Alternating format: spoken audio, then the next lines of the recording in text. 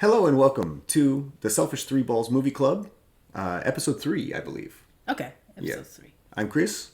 Jasmine. And today we are talking about... The Whale. The Whale. The 2022 film from Darren Aronofsky, starring Brendan Fraser.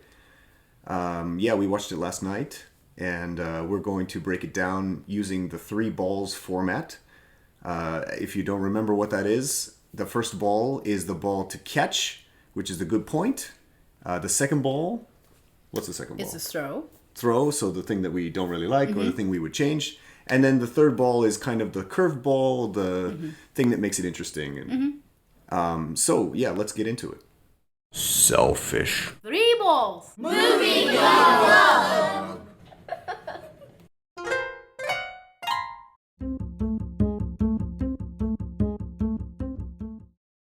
Okay, so The Whale is an American psychological drama film, and it's directed by Darren Aronofsky. Yeah. It's very hard for me to pronounce his name. Yeah, and Darren Aronofsky. This is your favorite director, I believe. One of them. Yeah. Yeah. He's up there. I love Aronofsky. Big fan. So I guess it's based on a play, which we didn't know. Yeah, but it made perfect sense when we watched it because it basically all takes place in one room. Yeah, I just happened to click on the preview, and I don't know if I was even aware that this movie existed at all. But it's the star is the Brendan Fraser. Yeah. And he was not my favorite actor, but he convinced me in this movie. And he's a really big, obese man, and the drama around him, and he never leaves his apartment, so like everything takes in that room. Yeah, it takes place just in the apartment the entire movie. And then his relationship with a caregiver and his daughter and just random friends who come by there. Friends. So it's just like his last week.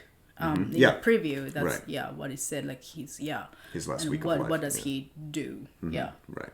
And then he's an English teacher. He teaches online, but he never shows. His camera's always blacked out, and he claims that his camera doesn't work because he doesn't want to show his face. To his students. He's pretty ashamed, and he thinks he's disgusting, and this theme kind of comes back many times. Like, do you think I'm disgusting? And then people tell him he's disgusting, and just self-image, and the man is sick, so he obviously has a lot of psychological problems, and he's been through trauma. He lost his lover, his partner, and kind of led him into this state that he's in. That was a reason. So do you have the first ball? Talking about the selfish three balls. So the first ball, I would say the themes. I thought that, this kind of like heavy drama was handled pretty well. I was looking online, and some people said that the religion, the powerful church led these people into this kind of state that they're in. Everybody's connected to this new life church, right? Yeah. And people online said, oh, it's they're kind of beating you over the head with this religious, criticism. But to me, I mean, I can watch a movie that criticizes religion all day. Like, that's not a theme that bothers me. And, it might have been a little heavy-handed, but I thought it worked really well in this context because it gives everyone something to kind of revolve around. Okay. Sorry. Well, the New Life Church and the religious theme, then expanded to the kind of the helplessness of these people. And a church is supposed to be a place where, you seek help. You find community. And yet all of these people are horribly isolated. They're all helpless. And I thought that was an interesting theme. I felt like it added a nice layer of the backstory of these people. And especially when you find out there's this missionary who comes and he visits Charlie, the main character, the obese character. And the missionary kid, what was his name? I actually forgot the character's name. Thomas. Do you have a name? Yeah, Thomas. Thomas. Anyway, Thomas comes and visits Charlie, and he, at first he just seems this, he's on a mission, and he's like handing out the pamphlets, and he's this kind of like a friendly neighborhood missionary guy. But then when you find out what he actually is and what his story is, I thought that added such an interesting layer to the whole drama. But I guess the thing for me is this is a play that has been turned into a movie. And so when you talk about something like a theme that they keep repeating and it's very heavy-handed, I mean, that's kind of what theater is. Theater is dialogue that is, looking at something from different angles. Yeah. It's not showing it like a movie would show. Yes. It's not a lot of internal stuff because you have to project to the audience. And so when they were talking about the New Life Church, when they were talking about, everyone is related to this church in some way. Everyone has been sort of hurt by this church in some way. I didn't think that was heavy-handed because I just thought that it really allows the drama to take place in a very realistic setting, in situations that I think a lot of people can relate to. A lot of people go to church, have run away from the church, have problems, or know people that have problems with the church, and I just thought it was pretty realistically done. Yeah. So your first ball is the religion. The theme of how religion is used, and that's just interesting. The twist of like, religion should be helpful, church should be helpful, yet these people are helpless, and that kind of dichotomy. I thought that was very interesting. Yeah. Okay. Very dramatic. Yeah, very dramatic. Yeah. Okay, well, to me, I think I wrote down, it's a helpless emotions. It's emotions is the... It might be really loud. Yeah, emotions is what grabbed me in the preview to begin with, because he was being very much... You could tell that this is going to be an emotion ride movie, and I love emotions. I guess I like to feel like this, like up and down, like human drama. So but I didn't realize it was gonna be like this hard. This movie was really hard for me, actually. Hard to watch. Yeah. Well, hard to watch. Yeah, I mean, like emotionally, sure. It was very hard because I could feel everyone's feelings, everybody's points and everybody's struggle, the frustration and the helplessness and everything. So like the emotions, I feel like the Darren Aronofsky's movies are always emotional. Yeah, they are. Full of emotions that you kind of don't want to face in life. You don't want to feel like that, the hopelessness, and that you are just not worth anything in life, like, and then like, did I do anything right, anything, and it just, you don't have any more choices. Like he likes to draw these people who just have no more choices other than what they're reluctantly choosing. Yeah, they're stuck. And that's like the worst choice. Yeah. If it's not, I mean, with Requiem for a Dream, it's a descent. Yeah. Black Swan to a degree too. Yeah. But like, for example, the wrestler, he's already at the bottom. Yeah. Like the descent happened before the movie began. Yeah. And now we're here. Now we're at like his lowest, his lowest point. And I felt like The Whale kind of has that too. It's like he's at his absolute lowest, rock bottom. But even so, you are still descending, and you're still going into the hopeless, even more hopeless, no way out. Yeah, so I can kind of see like how people don't want to watch his movies, because that's not something that you want to feel, because you sort of experience these people's feelings through a movie. Yeah. And like, that's awful. Yeah. Aronofsky always has some controversy surrounding each movie that he makes. Yeah. But I think some of that controversy stems from he's making movies very specifically about things that are hard to talk about, hard to look at. Yeah. And that's why a lot of people get upset about it, because, there's a lot of feelings there. Yeah. And it's raw, Yeah, and then I mean, like, there are a lot of movies that sort of like suggest you like these social problems, or like, hey, this is like what's going on, and you don't want to see it, but you just kind of should see it. You should learn about it. But then it's usually like a social, like more of a dry telling. Yeah. Whereas his is always very full of emotions, and it's just psychological, and it's very psychological. But his movies don't really focus on particularly like the strata. Yeah, I mean, it's not. Yeah, you could say The Whale is like maybe middle class rural people or whatever, but that's not what it's about. No. Like, he's not like The Wrestler too. I mean, Mickey Rourke's character is kind of. I mean, he's at the end of his rope. He's poor and like kind of down and out, but it's not. like it's a character study. Yeah, It's not within. yes.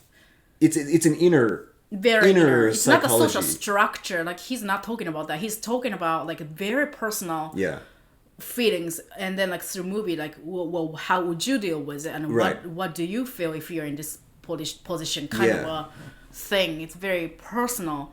Yeah, and that's what kind of kills me. You know, when I first watched Requiem for a Dream, my first thought watching that movie was like, what would I do in this situation? Like, how would I get out of this thing? You know, but it's so claustrophobic, and it just keeps the noose keeps tightening. And The Whale is kind of like that. It's like, how would these people get out of this? Well, there is a way out.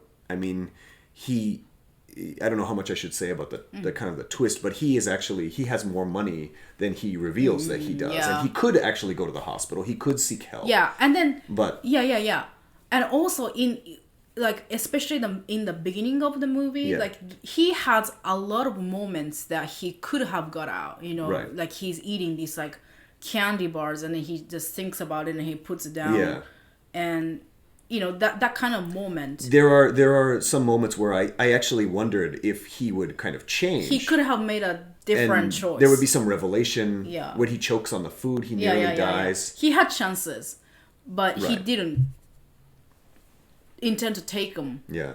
And that's really frustrating as a viewer. Like, why do you like abuse yourself like that? Well, and also at the beginning of the movie, it seems there seem to be a few moments where he's kind of afraid of death. He doesn't want to say the word death. I know. And he doesn't want to talk about his partner that died. Yeah. You know, he doesn't like the idea of death. But then by the end of the movie, I mean, not to spoil too much, but he basically says, "I'm dying." Yeah. You know, I'm gonna die. He slowly just accepts gets okay. Yeah. Yeah, I know. And so that was also an interesting change. Was he just I mean, you see him literally give up, even though he's already kind of given up when the movie began. I know. But the help was there, but they don't take it. Yes. And every character was helpless, but they are choosing to be that way. Yeah. You know, no one calls for help. And they all need help. Every single character needs help. Yeah, but no one. I think everyone's too proud. Draw that. I think the religious part was very necessary. To me, yeah, you know, like you said, like giving up to live, and like before getting to this point, I think people should use just anything. Like for him, it might have been medicine because he kept refusing to go to hospital, or he should have sought for some kind of help for church, or I mean anything. Well, he's surrounded by there's this church in the community, and his friend is a nurse who keeps trying to encourage him to go to the hospital. She's actually even bringing the medical equipment to his apartment. So, I mean, he has these people around him. He keeps in touch with his ex-wife. Yeah. I mean, it's not like he's entirely alone. And yet he is alone because he refuses everything and he can't deal with himself or the world around him, you know? Yeah. So that frustration, like, and, you know, as a viewer, like, watching that from the distance... Yeah. We can really clearly see that, but in the real life, you know, sometimes we can't ask for help. Right. So how about the ball that you want to throw? Okay, here is the fine line with the first ball, which was two sides of the same ball. Yeah, two sides of the same ball. Sometimes it was just too much, like too much emotions. Oh, it's okay. Like yeah, like that is from time to time it becomes a little bit melodramatic, I suppose. It does. Yeah. You know, you were saying like you thought like his troubles and difficulties to go by, you know, to continue his lifestyle. Like it shows a lot of his difficulties, and then that was a little too much for you. You said. Yeah. So earlier we were talking about this, and I said. And I'll talk about this a little bit more, but yeah, I wished that there had been a little less of the visceral, like, obese man struggling. Yeah. Like, there's so many scenes where he's struggling. He's struggling to get into bed. He's struggling to get up to go, you know, with his walker. Yeah. He can pick up the things on the floor. He drops a phone. He drops a key. You know, there's so much of that. Yeah. And I wished that they had cut that down a little bit. I'll talk a little bit more about that, but yeah.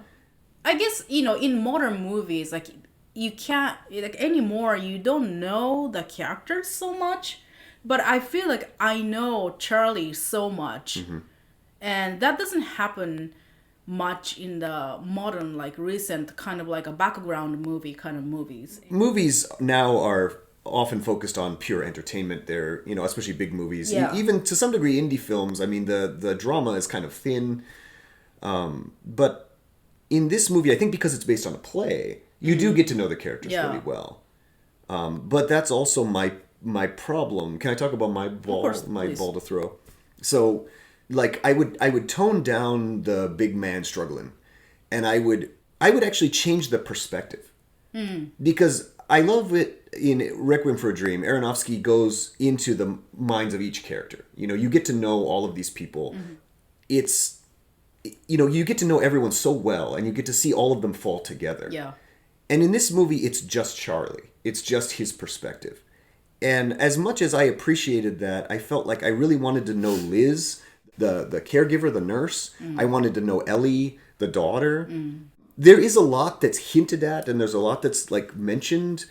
But I just wanted to see like them outside the apartment, or a little bit more of their, or even just a little more dialogue. Like just cut down the struggling man and put a couple more scenes in there. The thing I liked in that sense was there was no flashbacks, except kind of sort of one little flashback. But basically there were no flashbacks. We were just in this moment. Yeah. And I actually appreciated that. Yes, me too. But the nice thing about flashbacks is that you can learn about the characters, and you can see how they've changed or where they are now. Yeah. And so I guess I wanted a little bit more in terms of the supporting I can cast. see your point, but I have to disagree. Yeah. Yeah, like I liked it. I liked how it was just one place, because it's really, I get to experience his world. Sure. Yeah. And then also I really, really, really like the fact that in the flashback, in the photographs, you can't really see how he was before. Yeah. He got so big. It's never clear when they pick up the picture. You can't really see I thought it was faces. really clever. Yeah. Like he's not really seeing the life before. Like Right. he's like, he accepts that who he is right now, and then he is dealing with the here and now, like in not in a healthy way, but like he doesn't really he's completely detached from everything that happened because he won't deal with it. No, he's not facing his partner's room, or their master bedroom is locked. Even when the missionary kid takes the Bible, his partner's Bible that he wrote in and he highlighted and whatever, Charlie lets him have it because he just doesn't deal with that. He can't even hardly talk about the death of his partner. It just, he's in denial. I mean, that's why he goes to food to comfort himself, and which I can kind of understand. When you go through such a difficult time like that, of course, you don't want to face it. You seek comfort wherever it might be. But I mean that's what kills people, So right. But it's a good point. I can see that. I like the movie for what it was, but I think it's because can I actually go into my final point? Please. My third ball, the ball that makes it all go around to juggle, is the supporting cast, especially the women. The kid who played Thomas, the missionary guy, what was his name? It was Ty Simpkins. I mean, he does a good enough job, but I didn't think he was like such a great actor. But the women, I mean, Sadie Sink and Hong Chow, the estranged daughter, and the caregiver nurse Liz and Ellie, they were amazing. They were incredible. And Sadie Sink comes from Stranger Things, which we quit watching because we were kind of not into it anymore. We loved Stranger Things when it began, but as it went along, we kind of were like, no more. And then that was when Sadie Sink really became a character. So I actually didn't know her so well as an actor. And Hong Chow, I actually didn't know her at all. No, me neither. Evidently, she was in The Menu, which we watched. I could have pictured that when you said that. But in this movie, I think Hong Chow, it's a little bit too bad that she didn't get an award, either Golden Globe or Academy Award, for Best Supporting Actress, because she did an amazing job. It was a powerful performance. It was powerful, not only the emotion that she shows, but also the holding back. And you can see it's so complicated for her because this is maybe a little bit of a spoiler, but Charlie's partner was Liz's brother. And so when the partner dies and her brother dies, she kind of puts that grief and puts that love to Charlie, but in a twisted way. She starts to become his enabler. Yeah. And she brings him food. It was so frustrating. Like, why do you like keep feeding him? You know? But she tries to make him comfortable. She spends time with him. Yeah, it was like a twisted like codependency issue. Yeah. Like they just needed each other. Right. She needed, because she put all of that, the brother's whole thing onto Charlie. The way that this movie worked and the reason I liked it, although I don't know if I can ever watch it again, was the supporting cast. Brendan Fraser is, in my opinion, not a good actor. In this, he's pretty good. He's good. Pretty good. Yeah, but it was the supporting cast that elevated the material and really made it like gripping. Like you said, the feelings came out. The daughter and the caregiver especially. Really, really powerful performances from them. Oh yeah. I really enjoyed that, like the relationships, like you were saying, like, you know, that the strange Liz and the Charlie's relationship, and those psychological, like as a person who went through a lot of traumas and then like worked on that kind of issues in life, like I could really see that. And it's really hard sometimes, like everyone has a problem in this movie, and then everyone made a mistake of some sort and probably keep making mistakes. You know, we can see that. Yeah, they can't. But you know. Yeah, it's not the kind of movie where you think like these people are going to be fine after this. It's really like they're probably going to keep making mistakes. Yes, because they have. It's not like they don't have love and care. Like especially Charlie is a very like loving person. He has a lot of love to give. You know, I have a lot of love to give. Well, even the wife comments. She's like, "Oh, you're still like that positive, the positivity. Like, you have that positive attitude, and like after all these years, and like he's like, well, you know, my daughter's amazing, even though she's like flunking out of school. I mean that's also bad. You know, if you can't like. The toxic see positivity. What it is. You know, then of course, like, and then so I like that too, like how this movie kind of shows that you can't be just only positive, or negative and just give up on yourself. Yeah, well, he keeps that positive attitude, but he's in such a denial. Yeah. So I mean, that's... and he's like, he wants to give this tons of money to daughter, which is love, but at the same time, he has to love himself first. Otherwise, you know, like he can't even like last. Right. And that's also devastating for other people who care about him. Yeah. Aronofsky is never easy. I mean, his movies are always really difficult. This movie asks you to think about these characters in a very deep way, because none of them are exactly what they seem. None of them are, you know, straight up like the character arc is so clear. Yeah. You know, I mean, the daughter might be, the mom says she's evil. Yeah. She's a psychotic, you know, teen who's you know, causing nothing but trouble, and she's very violent. But then he sees, you know, her inner talent, her intelligence. She's good at writing. And as an audience, we don't know which one is true. We have our own impressions of all of these people. Yeah. You know, and he doesn't make it easy for you. Which I always appreciate in all of his movies. The characters are never one thing, you know. Well, it's like, you know, making a mistake is, I mean, everybody makes a mistake in life, like multiple times. But like what you have to do is to look at it and then learn something from that, you know, so that you won't do that again. You have to try to be a better person. You have to try to, you know, and you have to also like keep believing in like that talent, or, you know, anything like positively. You have to keep believing, but also you have to look at those mistakes as well. You can't do like either or. You know, denial is dangerous. And then I just felt like this movie like taught me anything, I feel like you just have to love yourself before like loving others, because you will destroy yourself like this, and then that's just not gonna mean anything anymore. You know, because after all, money is just money, and like, you know, your loved ones just want you to live, right, and just be around, you know, that's all it is, right. But he thought that was the only way that he could love her. Right. So Everybody has their little perspective. Yeah. And that's what is killing them all. yeah. In the middle of the movie, I was really like looking for some hope because it was like really hopeless, and I felt suffocating as he was, not breathing well. Like I was like, I feel you, man. Yeah. Like I was finding myself like wanting some kind of a light, hope in a story. Right. And I know this director doesn't let you have that. No, he doesn't. He just drives just down to the bottom. Every movie just goes down. Well, The Fountain kind of goes up in a weird way. But yeah, he loves to just go down and down. The director being this very philosophical, smart guy who kind of suggests the afterlife or, something like that in different movies. Yeah. Even this movie, to some degree, has a bit of a spiritual ending in a way. I wonder if he drew the last scene like that because we talked about like how like this title whale.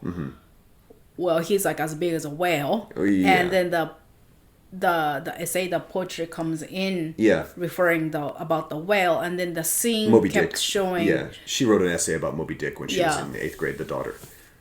Yeah, the something about walking, and then I kept thinking about the whale comes to land and walk, which is evolution. So like I wonder if he was drawing the story of Charlie as this was not entirely hopeless, but this is a process of him evolving in terms of like much bigger spans of multiple lives that he will live.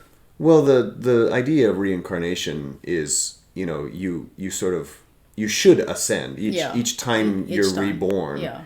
You get another chance, and if you live well, and if you live correctly, I guess I could say, like you will progress and progress and progress, and eventually you'll become a Buddha or So maybe this was kind of Charlie's, like, one of his lives. Did you think that? Like, if you think about the Fountain. In The Fountain, yes, because The Fountain is that. I mean, that's what that movie is reincarnation. I love that movie.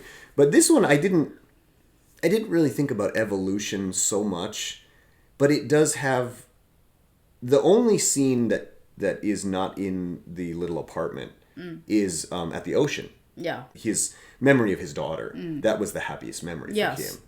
And obviously, that's the only scene that is not in the apartment. So obviously it's a very important sequence. It could be, tied to something more philosophical. Aronofsky is an incredibly, I feel like, he director. was suggesting that. I took it that way. I don't know. Leave it or take it. You just watch this and let us know. Yeah. I'm glad I watched it. I may never watch it again, but, as an Aronofsky fan, I was glad to see it. I kept thinking about it after I watched it. I haven't watched this powerful of a movie for a long time. Yeah, that's true. That's true. It really affected both of us, I think, in different ways. Yeah. Yeah, all right. Yeah, okay. Okay. So all there's left to say is thank you so much for watching, and we hope to see you again.